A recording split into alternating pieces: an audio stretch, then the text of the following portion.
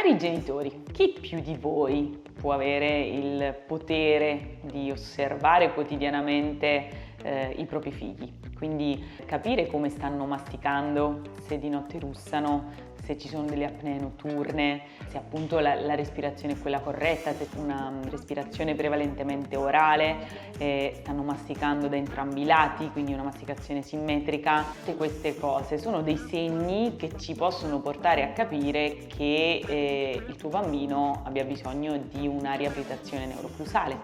Quindi non sottovalutare questi segni e rivolgiti ad uno specialista che possa aiutarti ad intercettare questo problema e lavorare sulla funzione. Spesso appunto la figura che viene più ricercata è quella del logopedista, ma il logopedista deve essere un nostro alleato. Dobbiamo lavorare in simbiosi perché dobbiamo lavorare su forma e funzione. Quindi l'aspetto logopedico può aiutarci a migliorare la funzione, ma se la forma è alterata non riusciamo ad avere un risultato efficace.